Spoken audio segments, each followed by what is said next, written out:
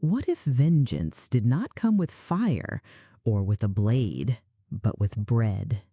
In the year 1854, in the deep south of Louisiana, the kitchen was a world of shadows, a place where wood cracked in the stove and steam rose heavy in the air. It smelled of flour, salt, and hunger. Yet hidden in that hunger was something far darker. The story begins with Sarah, a woman enslaved, a woman whose hands shaped bread for the big house. Every loaf she baked was meant to feed those who owned her, but inside her heart, another recipe was rising. They say she looked at the jars in the pantry: sugar, salt, and one more, small, white, bitter, rat poison. And then she made a choice that would turn bread into blood and a meal into a curse. But what happened when the bread reached the table? That is where the legend begins. The year was 1854. Louisiana was a land of two faces. By daylight, it shone with gold and green. Fields of cane bent in the wind like waves on the sea. The big house rose tall, painted white, glowing in the sun like a palace. Travelers who passed by would whisper of its wealth. They saw beauty, they saw order, they saw a kingdom. But the other face was darker. Behind the shining walls, blood and sweat soaked the ground. The fields were not waves of green. They were chains stretched across the earth. Every stalk of cane had been cut by hands that did not belong to themselves. Every plank of wood in the big house had been lifted by bodies forced to build their own prison. The masters dressed in silk, the enslaved wore rags. The masters feasted, the enslaved starved. The land seemed to smile, but the soil remembered screams. Inside this golden prison, the kitchen was its beating heart. Fires burned from morning until night. Pots boiled with stews that the masters would taste first. Bread rose in the heat of the oven. Sweet pies cooled on the windowsill. From the outside, it looked like comfort, but to those who stirred the pots and wiped the tables, it smelled like chains. Sarah was one of them. The kitchen was her world, yet not her own. Her feet moved across floors she did not own. Her hands shaped bread she could not eat. She woke before the sun and bent her back until long after it fell. Every day was the same: chop, stir, knead, serve. Her body obeyed, but her heart was not silent. The big house above her kitchen was filled with laughter, but the laughter was sharp like glass. Every joke was a reminder of power, every cheer a reminder of pain. When they raised their cups in joy, it was Sarah who had poured the drink. When they broke bread, it was Sarah who had baked it. To the masters, Sarah was invisible.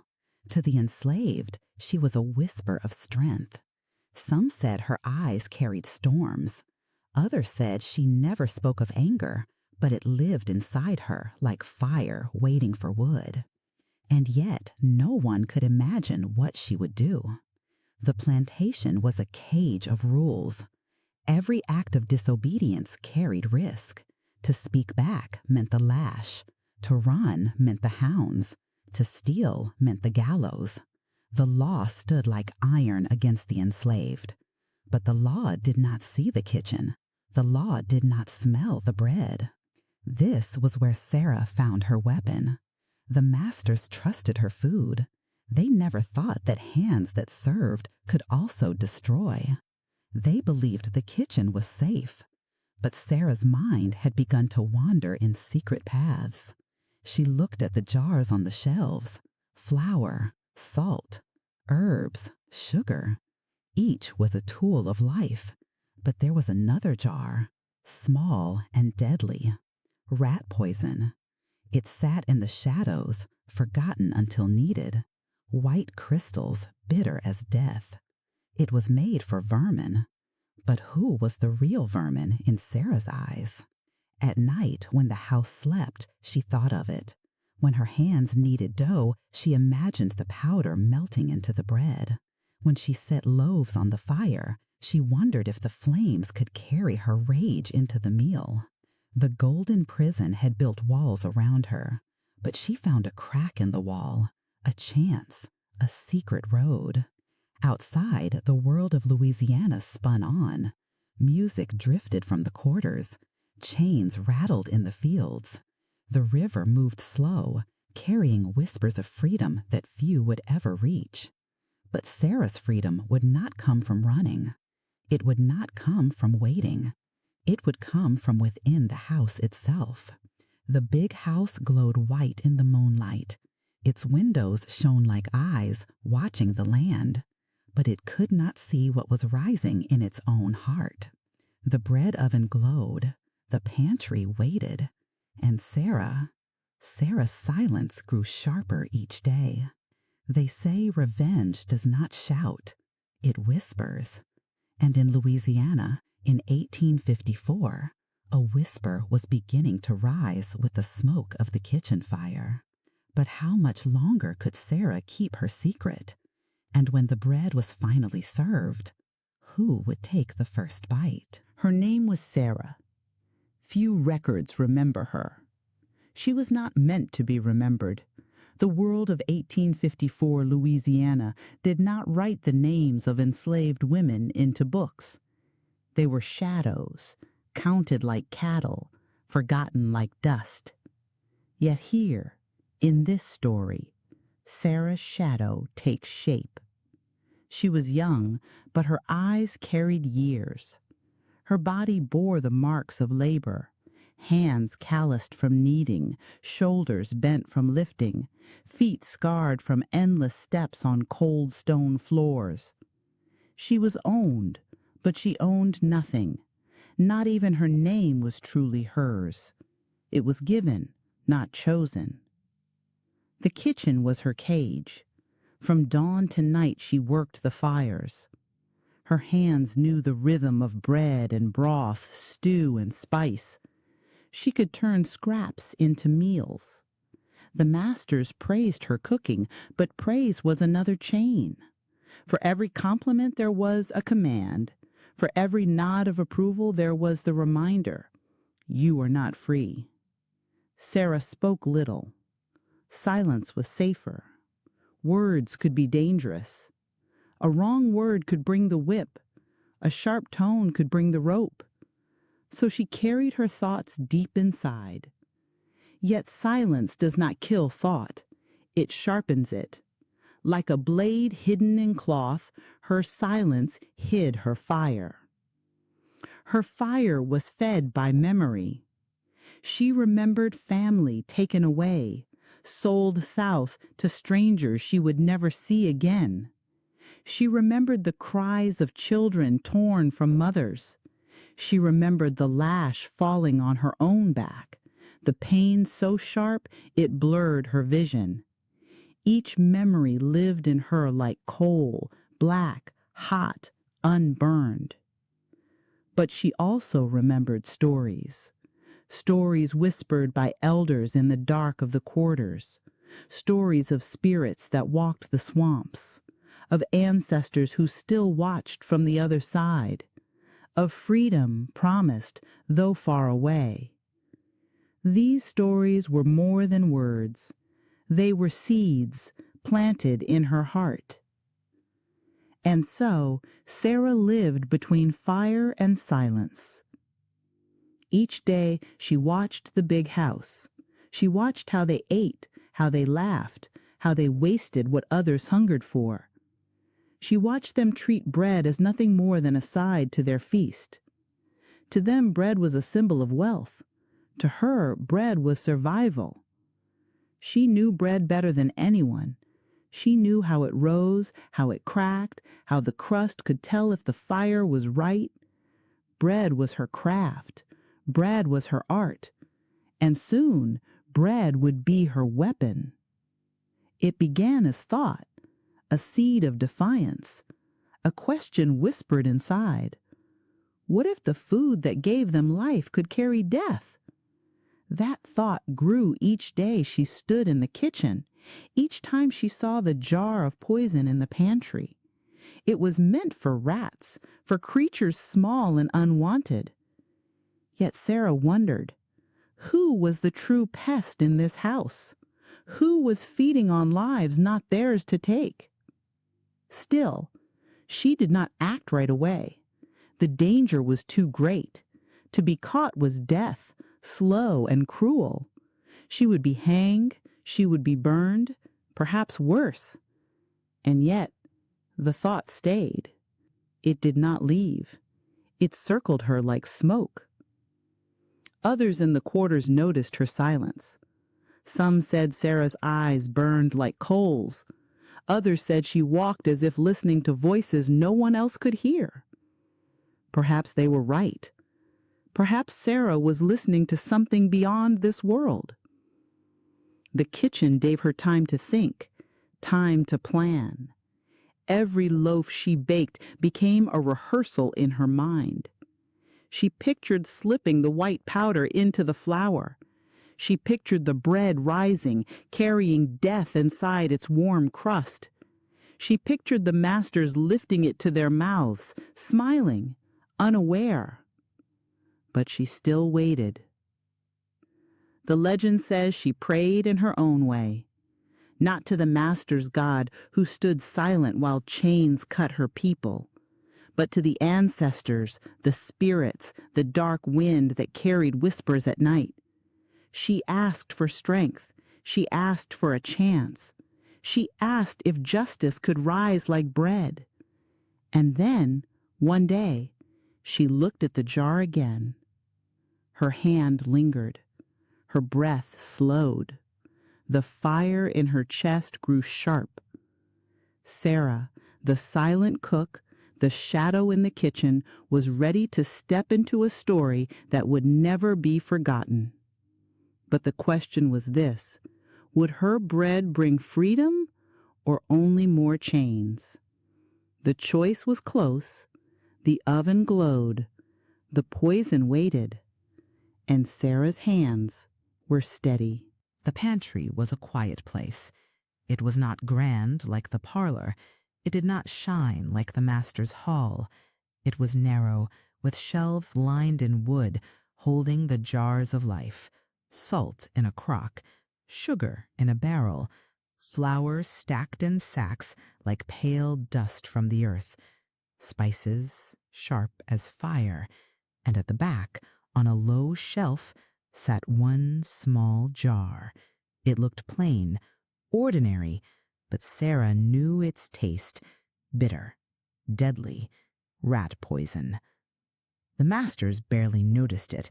To them it was just another tool. They thought of it only when vermin crept near the grain.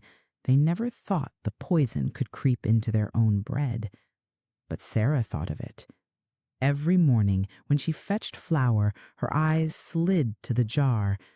Every night when she closed the pantry door, her hand brushed close to its lid. It sat there, waiting, silent, patient, and so was she. The kitchen was loud with work, pans striking, fires cracking, voices rising, but in Sarah's heart it was quieter. She was listening to a sound no one else could hear, the whisper of choice, the whisper of the jar.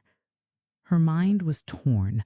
One path was safety: bake as she always had, bend her back, keep her silence, live another day though life meant chains.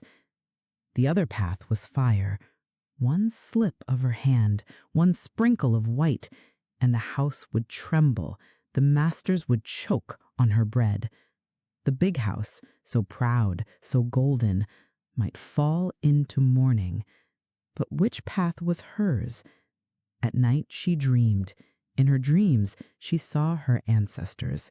Some stood proud, urging her forward. Some turned away, their faces full of warning. She woke in sweat, the echo of their voices ringing in her ears. During the day, Her eyes watched the masters. She studied them as they sat at the long table. She watched who reached for the bread first, who broke it, who passed it down.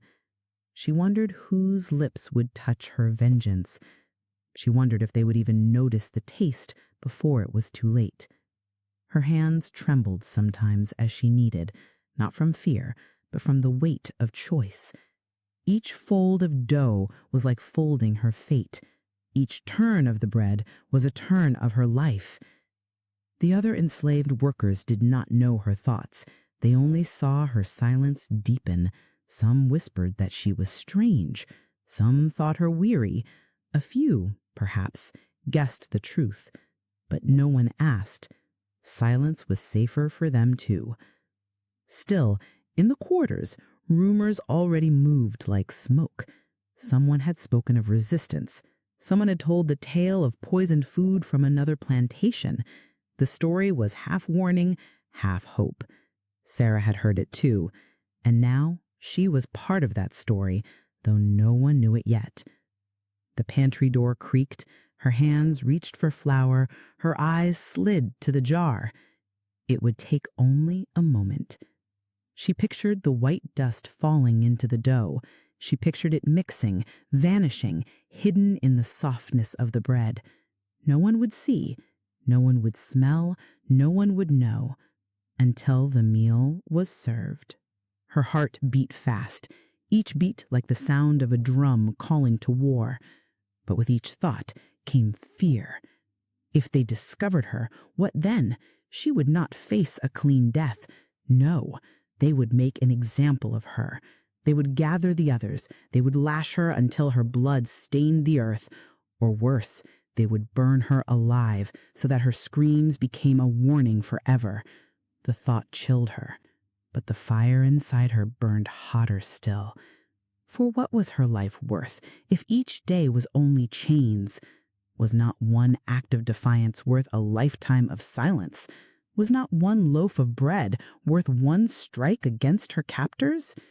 Her mind walked in circles, yet the path always ended the same: the jar. The pantry was no longer just a room. It was a place of trial. Each time she entered, she stood before the choice. Each time she left, she carried it with her. And slowly, the choice grew heavier. The kitchen fire glowed deep at night. The smell of bread filled the air, warm and soft. Yet Sarah could not breathe it without tasting bitterness in her mind. The poison was already there, though she had not touched it yet. It had mixed with her thoughts, with her dreams, with every step. Some say she prayed in the dark, not on her knees, not with words, but with silence. Her prayer was a question. Her prayer was a whisper. When? And then came the day. The masters called for a feast. Guests would arrive. The table would be full. Bread must be made in abundance. Loaves stacked high, golden and perfect. Sarah's hands went to work, steady and skilled, but in her chest, her heart pounded louder than the crack of the fire. She moved to the pantry. She lifted the sack of flour. The poison jar sat waiting, its lid catching the faint light. Her hand hovered. The kitchen spun with voices, yet she felt alone. Her breath slowed. Her fingers brushed the lid. The silence of years seemed to press down on her shoulders, and in that silence, Sarah made her choice. The poison was small, a pinch no more. White grains, bitter as death. She mixed it into the dough. The bread swallowed it whole. Nothing showed, nothing changed. To the eye, it was the same bread she had always made. To the touch, soft and pure. To the mouth, perhaps sweeter than ever. But inside, the bread was no longer bread. It was rebellion. It was rage. It was her cry for justice baked into every bite. The loaves went into the oven. The fire licked their crusts. The air filled with the smell of warmth and life. But Sarah smelled something else, the sharp edge of revenge. When she pulled them out, they looked golden, holy even. Bread for the body, bread for the feast, bread for the masters. She placed them on the table. Her hands were steady. Her face was calm. But her heart was screaming. The bread waited. The guests would come. The table would fill. And soon, someone would take the first bite. The table was set like a stage. Silver plates gleamed. Candles burned tall, their flames dancing against walls of gold-framed portraits. The masters dressed in silk and lace. Their guests spoke in rich voices, heavy with wine and laughter. To them, it was only a feast, a night of joy. But for Sarah, it was the hour of reckoning. She stood at the edge of the room, silent, unseen. Her eyes drifted to the center of the table. There, among the meats and stews, the sauces and pies, lay the loaves. Golden, perfect, warm with the glow of the oven, bread that looked harmless, bread that smelled of life, bread that carried death. The masters did not pause. They reached for it with careless hands. Knives cut through the crust, steam rose, soft and white, butter melted as it spread. The first slice was lifted, the first bite taken. Sarah's heart thundered. To her, the moment felt slow. The chewing, the swallowing, the laughter that carried on, unaware of what was hidden in the bread. Would it strike at once? Would the poison choke them, drop them to the floor? Or would it move quiet, crawling through their bodies like a snake in the grass? Sarah did not know. She only knew the bread was no longer theirs. It belonged to her. The feast carried on. The master spoke of crops, of profit, of parties yet to come. Their words filled the air like smoke. Yet beneath their chatter, Sarah heard another sound, a whisper only she could hear. The whisper of vengeance moving from mouth to mouth, swallowed with every bite. One guest paused. He pressed his hand to his stomach. A shadow crossed his face. He coughed softly at first. The others laughed, thinking little of it, but Sarah's eyes fixed on him. Was it beginning? The guest reached for his wine, drank deep, but the unease did not leave. His cough grew sharper, his skin dampened with sweat. Another guest leaned close, concern in her eyes. And then another cough rose, this time from across the table. A woman lowered her fork, her lips pressed tight. The sound spread like sparks in dry grass, one here, another there. The laughter faltered, the voices grew uncertain. Sarah stood still, her face calm, though her heart raged inside her chest. Was this justice? Was this sin? She could not tell. She only knew that the bread had carried her will farther than her voice ever could. Some say the masters began to panic. Some say they whispered of witchcraft, of curses brought by the enslaved. Fear crept into their eyes, twisting the feast into a nightmare. Candles flickered as if the air itself was choking. Sarah watched. She did not smile. She did not move. She stood like stone. The poison worked slow. Some doubled over in pain. Some staggered to their feet, gasping. Others stared at their plates, realizing too late what they had eaten. Yet the feast did not end in silence. It ended in chaos. Chairs clattered, wine spilled red across the white cloth. Like blood, prayers were shouted, orders were screamed, servants were struck, dragged forward, accused. And in the middle of it all, the bread was still sitting on the table, loaves broken, slices torn, crumbs scattered. Bread that looked innocent, but was heavy with death. The house that once rang with laughter now rang with groans, with curses, with fear. And Sarah? Sarah's eyes did not leave the table, for in that moment, she was no longer just a cook, no longer just a shadow in the kitchen. She was the hand of vengeance, silent and unseen, moving through the bread they trusted. But every act carries a price. The question hung in the air like smoke. Who would survive the feast? And when the truth was known, whose hands would they seek? The loaves had done their work, but Sarah's fate was still unwritten. The feast ended not with music, but with moans. The masters stumbled from the table, clutching their stomachs, their faces pale and wet with sweat. Servants rushed with cloths, with water, with cries that filled the halls. The once golden room now echoed with fear. But fear spreads fast. By dawn, the whole plantation knew something had struck the big house. Some said it was sickness, some said it was God's punishment. But in the quarters, whispers carried another tale. They spoke of the bread that had been touched, the bread that had been cursed. Sarah heard the whispers. She kept her face still, her hands steady. She worked, as always, washing, sweeping, cooking. To show fear would be to confess. To show pride would be to betray herself. Silence was her shield. Yet silence could not stop suspicion. The master's eyes turned sharp. They questioned the servants. Who baked the bread? Who touched the dough?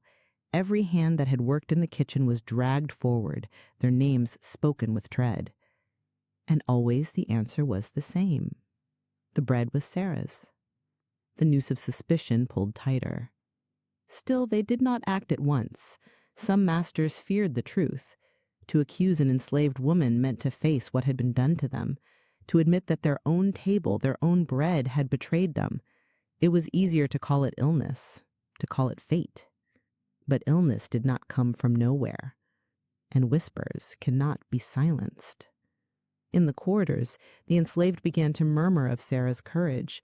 They told each other that she had struck the big house where no whip could strike back. Some called her brave, some called her doomed.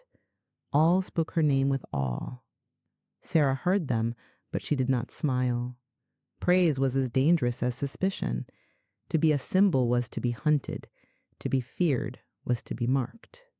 At night, the masters argued. Some demanded punishment, swift and brutal. Others hesitated, still weak from the poison, still unsure if it was true. The air grew heavy with dread, and Sarah waited. Her hands kneaded dough as before, her eyes watched the fire. She could not undo what was done. She could only stand in its shadow. Each loaf she touched afterward felt different, as if the bread itself carried memory, as if the oven whispered of her secret. She slept little. In dreams she saw faces choking, gasping.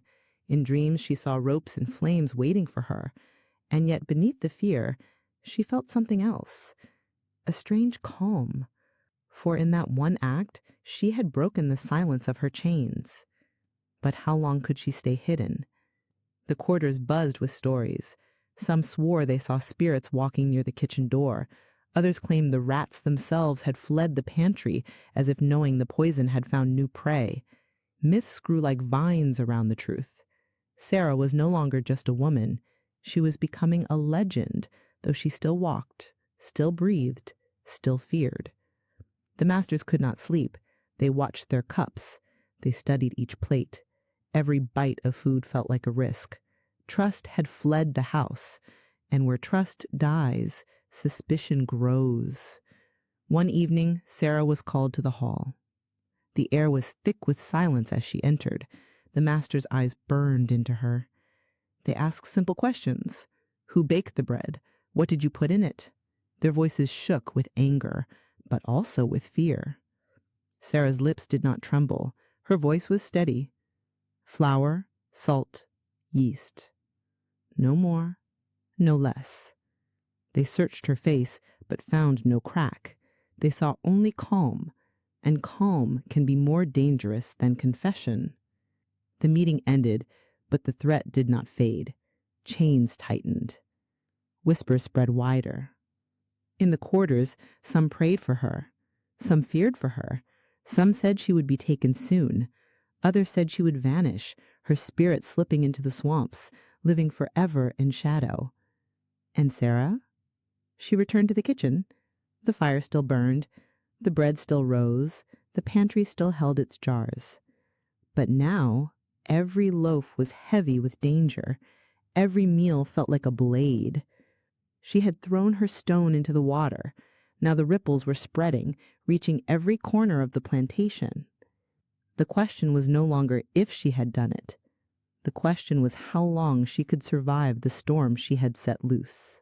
They say history is written by the powerful, but sometimes it is whispered by the powerless. Sarah's name was never carved into stone. No monument was raised for her. The big house did not keep records of her final days, and yet her story lived, not in ledgers, but in whispers, not in ink, but in the mouths of those who remembered. What became of Sarah? Some claim she was seized in the night. They say torches lit the yard and chains dragged her to the great oak by the fields. They say the lash sang until her body could bear no more, her cries echoing through the night. Others whisper she was hanged, her body left swinging in the wind as a warning. Still others believe she was burned, the smell of smoke clinging to the plantation for days. But not all stories end in fire and rope. There are those who insist Sarah slipped away, that in the chaos of suspicion she vanished into the swamps. They say she lived among the cypress trees, hidden in the fog, her spirit guarded by the waters. Some swear she joined the Maroons, the secret bands of escaped enslaved people who built free lives in the wilderness. There, they say, she became a healer, a witch, a queen of shadows. The truth has been swallowed by time, but the legend grew larger than the fact. For among the enslaved, Sarah became a symbol. Mothers whispered her name to their children as they rocked them to sleep. Remember Sarah. Remember what one woman dared. Men in the fields murmured her story when the whip cracked, finding in it a spark of strength.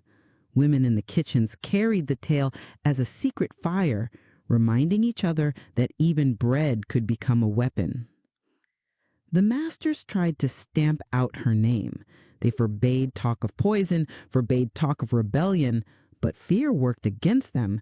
The more they silenced, the more the whisper spread. For the masters' fear was itself a confession. They feared Sarah because Sarah had shown them their weakness. And so the story traveled. It passed from plantation to plantation, carried by voices in the night. It crossed rivers, fields, and swamps. It became part of the great river of resistance, flowing with other names, other acts of defiance. Some called her brave, some called her cursed, but none forgot her. The bread itself became a symbol. They said it was not just flour and water, but the taste of rebellion. They said that once bread had carried death, no meal could ever feel safe again. Even the big house, with all its power, could not guard its table from the hands that served it. And so Sarah's act lived on, not as a crime, but as a haunting. Generations passed, the plantation walls rotted, the fields grew wild, the big house sank into dust, but the story clung to the land. Travelers whispered of a woman in white who wandered the old kitchens, her hands dusted in flour, her eyes dark with silence. Some swore they smelled bread baking in abandoned ruins, though no fire burned. Others claimed that if you walked near the swamps at night, you might hear her voice, low and steady, whispering recipes not of food, but of vengeance. Was she a ghost? Was she a memory? Or was she simply the echo of truth, carried down through time? No one can say. What is known is this. Sarah had no sword, no army, no shield. She had only her hands, her courage, and the hunger for justice. She used the tools she was given, bread, fire, poison, and turned them against her chains. In that act, she became more than a servant. She became a shadow in history, a warning, a promise.